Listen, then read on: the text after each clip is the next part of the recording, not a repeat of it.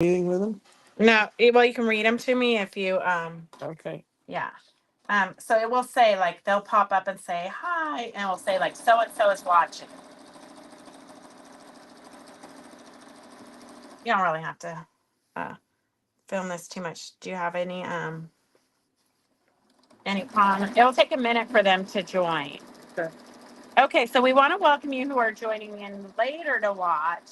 We're doing a quick tutorial on how to attach your binding by machine to the front side and then by hand on the back side. So right now I tried to get more ahead of myself, but I'm not. And I know I said I would go live at 9:30. Is there anybody live? Laura Millardo. Hi, Laura. How are you? So, Laura, you probably do not need this tutorial. But right now I'm just doing the long side. I tried to get it done before 9:30, but I didn't want you guys panicking because I wasn't live. Um, so so I'm just doing the long. Carolyn is on. Hey, Carolyn. I got your text for the zippers. I will get those. I'll throw some into the bag. Well, it's boxes now of stuff I'm throwing in.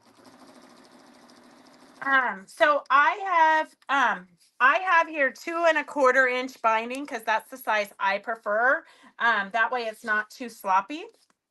And then I'm sewing it on at 1/4 inch. It's so my binding is 2¼ inches wide in strips. And then I have sewn it. Well, I didn't sew it, but it's been sewn on the diagonal here and then ironed open. So that's how you create your continuous binding. And it's not bias binding, it's just regular binding. And so I'm sewing it on. I just line up the edge of the quilt with the edge of the binding. And we're just sewing, sewing, sewing. It's kind of tedious. And then I go as far as I can and then I stop so I can reline it up.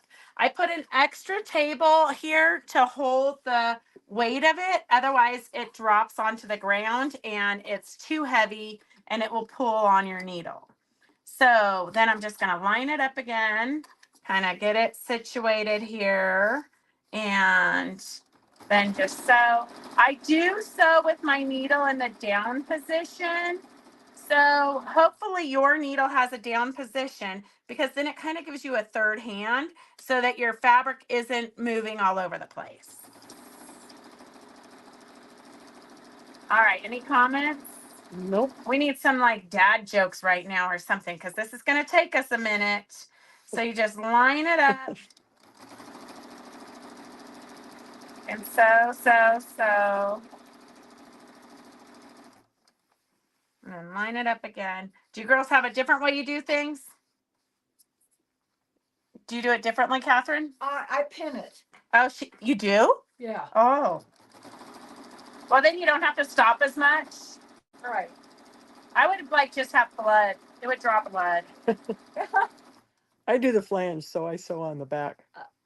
And then I do unpin when I get to the corners, so then I unpin it. Okay. I'm going to come around on the corner here. Okay. So we're really getting to a corner. This is a very vital part of this, okay?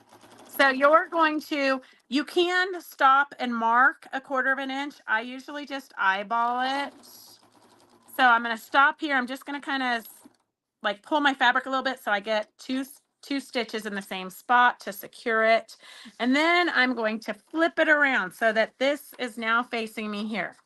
And I'm going to take my binding, I'm going to flip it back, and I'm going to do it at a 45-degree angle, and I'm going to line up so you can see here. Let me get this out of the way. You can see that my 45-degree angle here is lined up with the corner of my quilt. Exactly. You don't want any spaces. You don't want any, you want it to be a 45-degree angle, and then kind of press it with your fingers because it's going to make it much easier when you flip that corner to hand sew it. And then I'm going to take it like this. I'm going to make sure everything is still lined up. Okay. And then I'm going to put it under here, and I'm going to start a little bit off of the quilt so that the entire part gets caught. You don't want to start a 1/4 of an inch there because some people do that. And if you start a 1/4 of an inch onto your quilt, you're going to have an open gap there, and it's not so pretty, okay? And then we're going to keep going, keep going, keep going, keep going. All right. Carolyn says she likes doing it like this, but she uses a 2.5 inch strip. Most people, the most common is a 2.5 inch strip. I like the 2 1/4 because it just gives me a firm, it's kind of like just a tidy little, it's not, if you do a 2.5, then you have kind of a little bit of a gap there where this might be a little bit looser. So I like it to be pretty stuffed. So that's why I do 2 1/4. A lot of people that do it in quilt shows, they do 1 7/8. 1 7/8, I think, is insane. First of all, I can't see the 7/8 mark on my ruler. Although we do have the ruler that is a 7/8 inch ruler, which is super handy because it highlights the 7 inch. So if you use 7/8 of an inch a lot, you might want to invest in that ruler, especially like half square triangles. But it's really hard. I find with 1 7/8, it's super hard to cover your stitching line because the 1 7/8, by the time you cover it, like the 2 1/4 just goes, when it folds nicely, it just goes right past that stitching line. 2 1/2 is going to go quite a bit further. So it's just what your preference is. Laura says she miters the corner. Do you want to show what a corner does? Yeah, that is a mitered corner. So that is a mitered corner. When you flip it, see how you've got the miter there? So how do you do it different? So see how nice it is? When I hand sew it, I'm going to sew it down like this. I'll sew it here to the edge, and then this side will, let me see, I'm backwards. I'm going to sew, sew, sew. So I would sew it to here, and then when I flip this edge, sometimes I get it to line up exactly perfect. If I'm really trying, I will get it to line up, but it takes a little bit of manipulating to get that perfect 45 on the back. But that's what it looks like. Okay. Jane Massengale says, thanks for the refresher. You're welcome, Jane. Rhonda says it looks great. I hope you're feeling better. Okay, And Rhonda. Carolyn says you have to do the hand stitching while you're watching television. Oh, for sure. Or if you're visiting with somebody, like if you're going to visit somebody, and you're going to be sitting around the dining room table chatting, or if you're going camping, anytime you're sitting around, that's when you do your bindings. Laura says I stop at a 1/4 inch and turn the fabric and sew off. I'm thinking that means up at the corner there. Sorry. You flip it and then you sew off. Okay. I think though that will give you, I think if you do it that way, it gives you a pointier turns edge. the fabric and sews off. Okay, I'm gonna try it. We're gonna experiment with that right now. So tell me if we're doing it wrong. So stop at a 1/4 inch, turn the fabric, and sew off. But you can't really turn, if you stop at a 1/4 inch and then turn your fabric, you can't sew off of it because the fabric's already turned, right? I don't know. Okay. Well, okay, we're gonna see try what Laura says. Watch so this. Laura, you stop us if we're doing it wrong, because it's always good to learn new things. Okay, we're almost to another corner. Okay. Sandy Cohen joined us. She Sandy. loves doing these corners. Okay. Well, I usually do about 2 or 3 bindings a week. So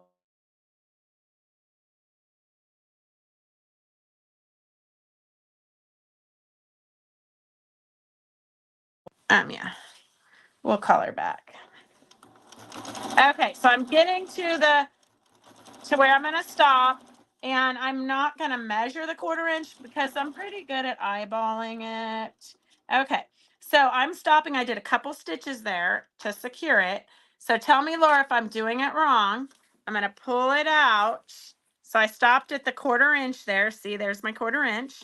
I'm gonna flip here. I'm just for the sake of the demo, I'm gonna cut my threads just so that I'm not tied up with it.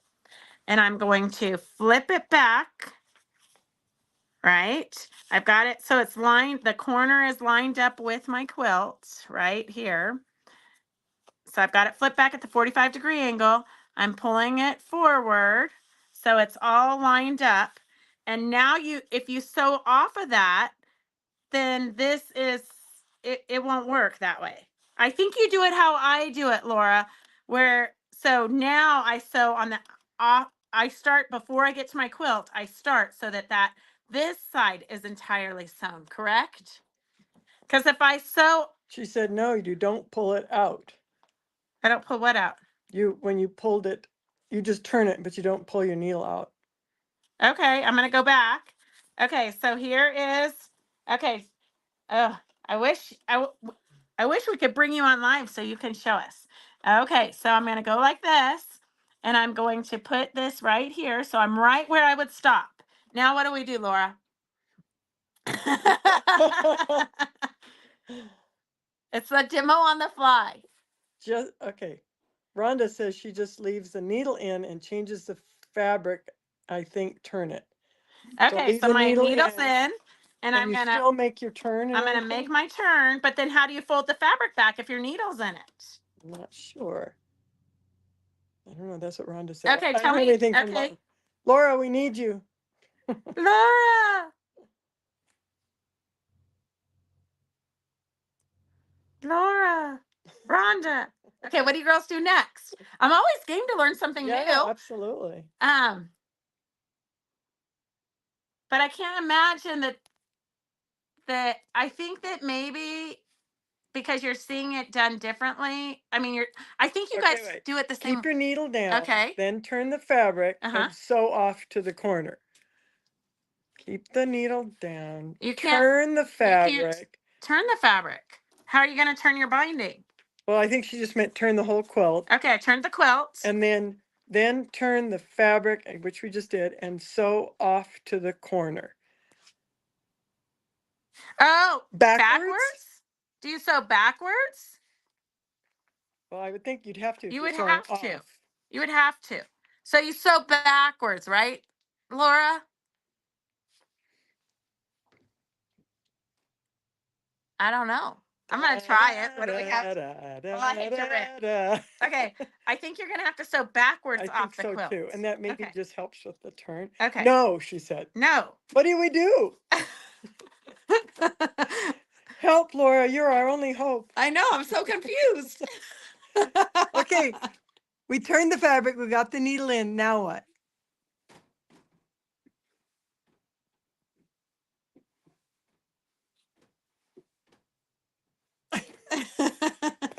I guess it takes, oh wait, No. turn your whole quilt and sew to the point. Well, we did turn the quilt. And then sew to what point? Unless this is Mo now saying maybe she meant turn it back and sew off the edge. Okay, Mo, you have to wait. You have to tell us your way after. We're After learning Laura. Laura's way. I mean, I already did it my way on the first corner. I did it my way, but Laura says she has Laura a different just way. said, yes, Mo. So we need to turn the quilt back to the way we were doing it, and she just sews all the way to the end. Here, can you see it? I'll turn it this way if you can read. The corner of your quilt. Turn your whole quilt and sew into the point. So you don't stop a 1/4 of an inch before. Go to the Go corner. to the corner. But then you're not going to be able to flip your fabric at a 45-degree angle. Laura and I do the same. Okay, girls. This is just one way. Okay, I'm going to show it my way. I'm going to show my way again, and then you can tell me if that's how you do it, because I think we're talking about the same thing. But if your way is different, then I'm going to bring you on. I'm going to have you get a binding ready, and then you can show us your way. So today I'm going to do it my way because I can't visualize your guys' way. So I'm going to do it my way, and then I'm going to bring you on live for a video on Monday. Okay. So I'm going to pretend like I'm sewing it here. Okay. So here I'm sewing at my quarter inch, sewing at my quarter inch, sewing at my quarter inch. I stop at a quarter of an inch before I get to the edge. I stop. I pull my needle up. I flip my quilt around, and then I flip my binding back, and I press it at a 45-degree angle so that my angle is meeting up with my quilt corner, okay? And then I flip it back down. So I've got this cute little fold. I'm going to kind of open it up so you guys can see that you've got like this little ear here, okay? That's what makes the 45-degree angle so that you can go around your quilt. Okay, I'm going to show it to you one more time because I know we kind of got a little bit off track with different ways. So I sewed all the way to a quarter of an inch. I kind of did a couple stitches in the same spot to secure my stitches, and then I fold it back so it's going behind the machine, and then press it. So I've got a true 45-degree angle here, and it lines up with the corner of my quilt. And then I pull my extra binding down, and we start here. Catherine, can you plug in the iron real quick? Okay. So that is how I do it. We're gonna learn a different way on Monday. Ron Okay. says, next time I have a quilt, I'll bind and I'll show you. Okay. And she says, I do that part as well after I have sewn off.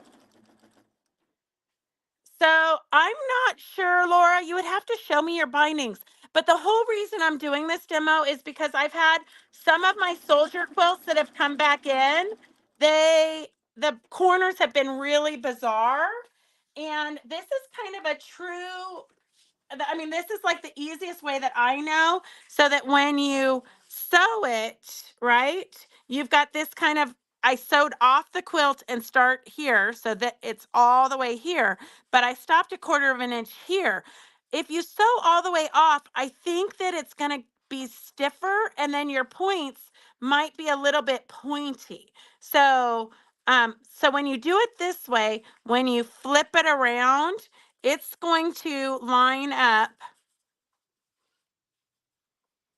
so you have a crisp corner. Okay. So, but I totally would love to learn your way. But we don't want to confuse it because I'm confused. I'm a visual person, so I have to see it, and then I can be like, oh my God, that's like such a great thing. So Laura says, I'm going to try it your way next time. And she says, yes, it is a stiffer corner, but I think I may like your way better. And then Carolyn wanted to know if it was a quarter inch. And yes, that is correct. Quarter inch. You stop a quarter inch before you get to the corner, and then you And you flip it stitch a back. quarter inch. I mean, the stitching is a quarter inch. Yes, it's a quarter inch from my needle to my foot. And they also want you to show how to oil your machines. I've never oiled my machines. I take it to Tony's, and Tony charges me a pretty penny to oil it for me. Every once in a while when I have an issue, I'll have Phyllis look at it, and sometimes she oils it. But a lot of the machines, the newer machines, they don't necessarily need to be oiled more than once a year. And I'm pretty good about taking my machine in to be serviced once a year. Because I do a lot of sewing.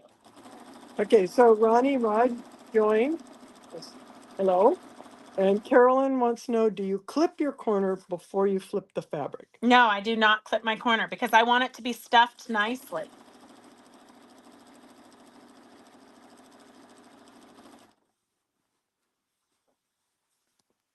Uh-oh.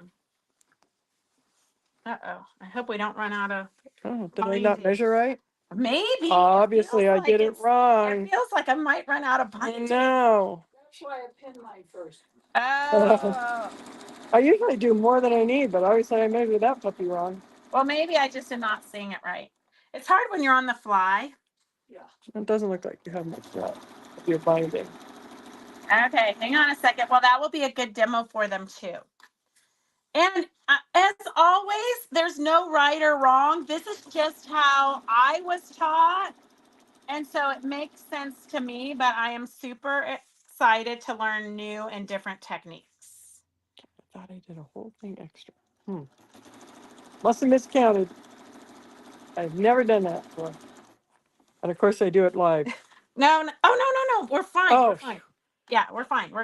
I usually go Okay, like we're about 15 almost to the extra. end, okay, girls? This is always the tricky part, Yes. but I love it when it works. It's like magic, okay? Mhm. So you want to stop before you get too close to your edges, okay? To where you started.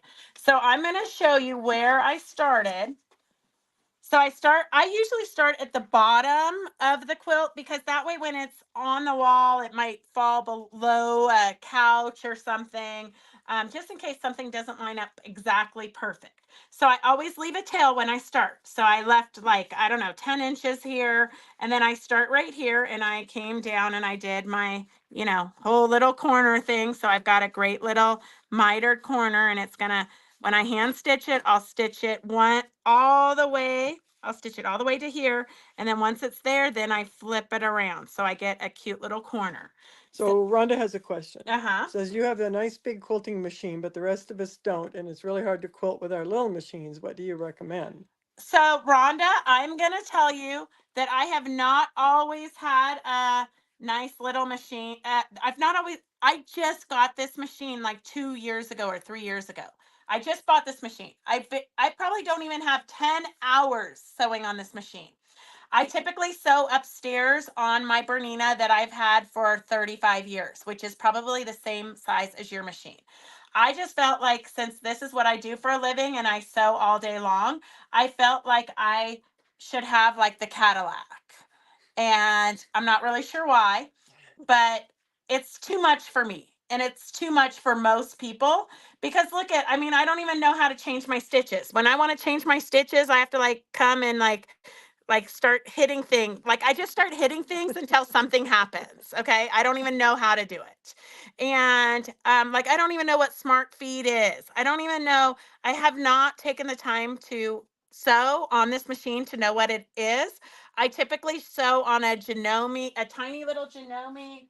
I usually have a little Janome over here, but Becky borrowed it. So I took it back. I usually do my demos on that little Janome, but when Becky needed it, because her 80-year-old machine, Isn't that old? she has a 50-year-old. 50-year-old machine and it died, and so while she was getting it repaired, she borrowed my little machine, and so I had to bring this machine down from upstairs, which I never use because um I'm not a computer person. It's just more machine than I need. Like I go forward, I go backwards, and I do free motion. So it's a beautiful machine. I love it. And if I had more time to sew, like if I wasn't constantly making samples and doing demos and I had time to actually learn it, I would love it, I'm sure, because I love what I do know of it, but I haven't taken the time. I do the quilting on my 50-year-old Elna. Yeah, Becky's ridiculous. Becky literally has paid like the same amount of money for a nice machine like this. I love my But Elna. she loves her 50-year-old machine she got in high school. So she literally bought the motor died. 50 years. She's had it for 50 years. The motor died. So she went on eBay, found the exact machine, bought it, because her dad made her a table, so it fits perfectly in the table. And then when it got here, it was not working in perfect condition. So she literally and Tony is a saint. He literally pulled the motor out of the new machine and put it in her old machine. And it works like a charm.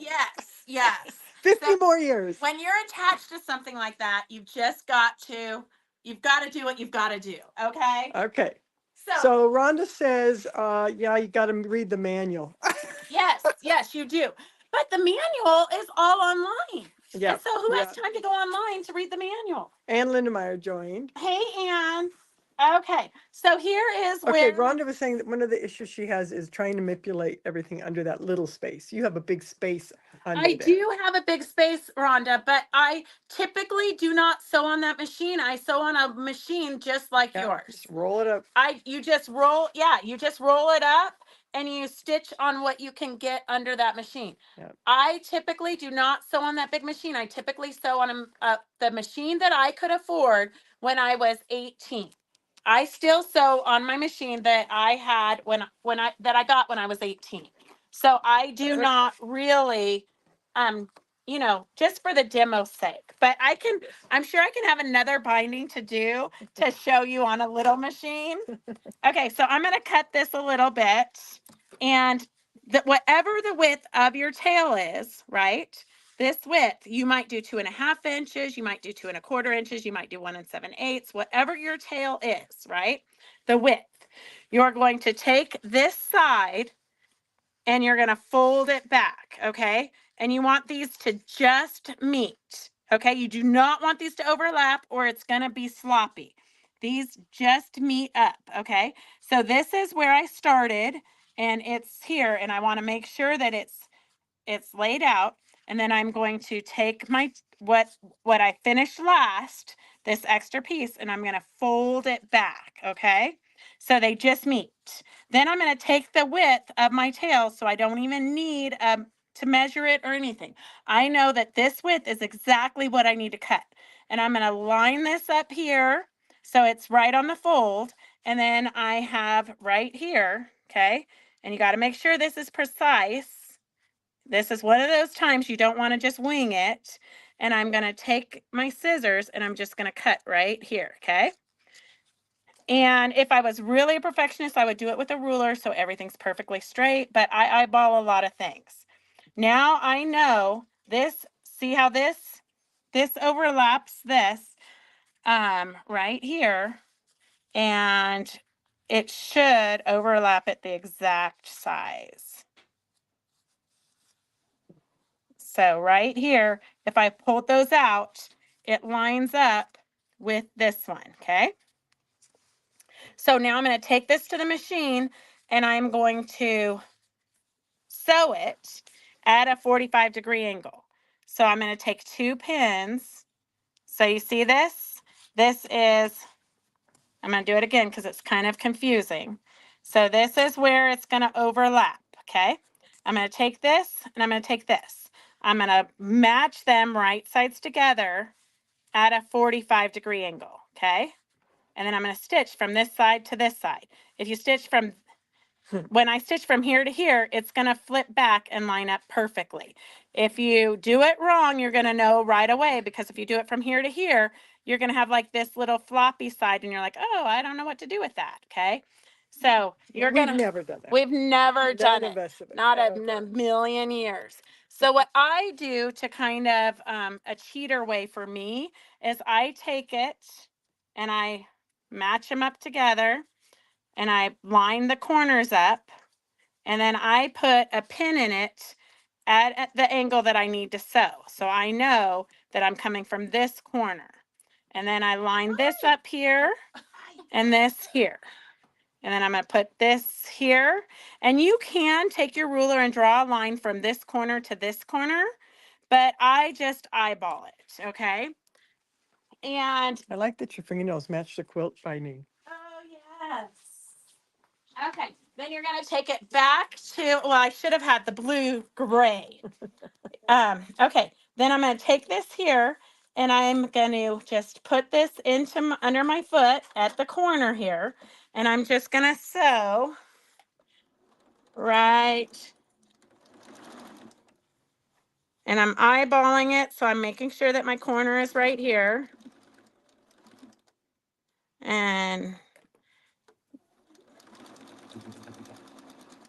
And then I'm gonna come here, I'm gonna put my needle up.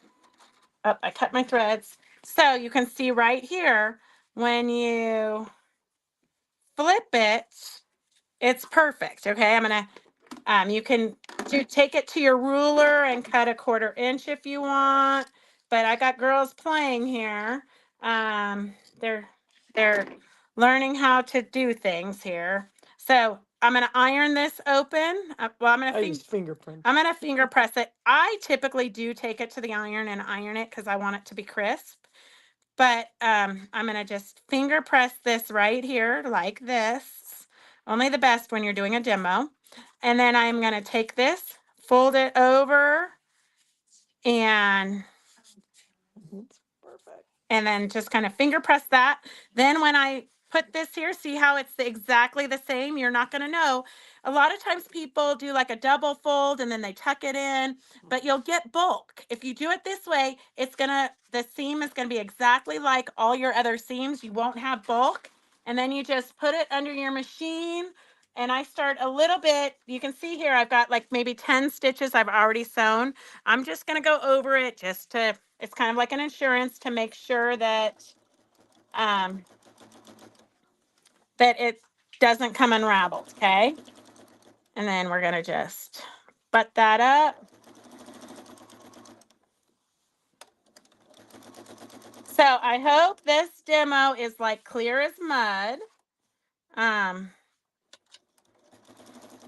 then I'm just gonna come over a little bit past where I started. And then Anne says, thank you. I still have problems with that part. right here, when you flip it over, it's gonna be perfectly aligned, okay? So then you're going to take it and you're going to, let me see if I can find a sewing needle in this joint. Laura says, great tutorial. Rhonda said, I'm saving this video, so you better keep it on here. Okay. Well, just ignore the middle part where we had a little bit of confusion. Okay, We're just being open-minded. Yeah, well, we're going to see about doing it that way next time. Say hi, Karen. I'm Okay. Hi.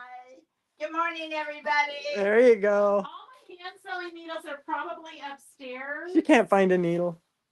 In a joint like this, you can never find a needle. Phyllis made me here. There might be a needle in here. Okay, so I'm gonna get a needle with a big enough eye so I can thread it. Although I did buy these really fancy, look at this, grocery store outlet magnifying glasses. So I bought those so that I could see the, so if I ever have problems. So I like to use bobbin thread, like a 60 weight or an 80 weight or 100 weight thread is what I like to use for my binding.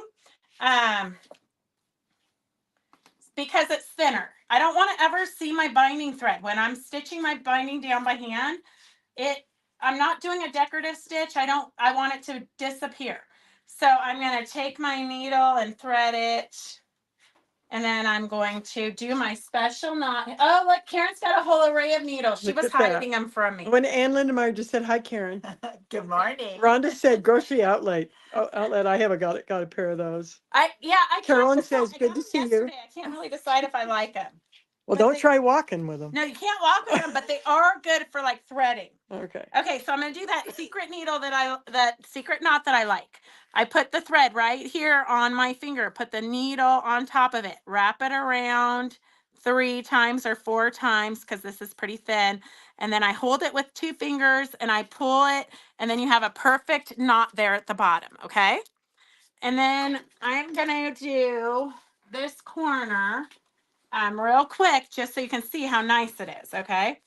So I'm going to flip this over like this. I would put binding clips if I could find them. I think they were on the sale a while ago. Yeah, they were totally. Okay, I'm going to start here underneath so that you won't see my knot, okay? And then I'm going to come through my binding fabric, and I'm just going to go straight out where I came in, and then at a diagonal, I'm going to come through my binding fabric again, okay? And then I'm going to come straight out into my quilt fabric, and then I'm going to come up at a diagonal, and then I'm going to kind of like reweaving the fabric. You're going to see it here in the white because it's hard to do lights and darks. So I just go back and forth I kind of where you make progress and move on. Come around. Where you make progress and move on is in the binding fabric. So it's kind of like a ladder stitch. You're going directly. So here's my thread. I'm going directly across from it because like a sewing machine stitch is like that. You go directly across from it and then you come up at a diagonal into your binding fabric. Directly across and then up at a diagonal. And then I come into the binding and then here I'm going to flip it and I'm going to take a little bit of time to manipulate the fabric so it folds exactly how I want it to fold. So I just kind of put my nail there and fold it at a 45-degree angle. And then I'm going to come up here and it's kind of shifted there. And I like it to really be like a crisp 45. So then I'm going to come out here and straight across and it's not really at a 45-degree angle perfectly. I would spend a little bit more time, but we got stuff to do here. I know you girls want your orders filled, right? And these girls think we're having a party here. They're making coffee and thinking we're having a social hour. They don't realize we got so many orders to fill. Oh, but somebody's making it so can't fill the order. I know. Okay. All right. So there you go. You see how you can't really see those stitches? So that's Pretty. how I like to do binding. All right. That is all we have. Do you girls have any questions on that? Rhonda says you must have sold them all as far as for the glasses. Oh, I just bought one pair because I wanted to try them. If they're really good, I'll go back and get them all and then, mark them up 100%. Rhonda but says if you love what you do for work, it's really not work, right? That's true. I really can't tell if I like these, but I really should just get out my prescription glasses and wear them, but I don't. Phyllis says thank you, Phyllis Anderson. Oh, hey, Phyllis. How are Anne you? says I love the narration. Well, we're glad we could keep you entertained this morning. All right, we'll look forward to doing some more spontaneous lives. I'm not sure when, but we will see you guys soon. Love you guys. Bye. All right. Carolyn made a comment right at the end too about she loves these.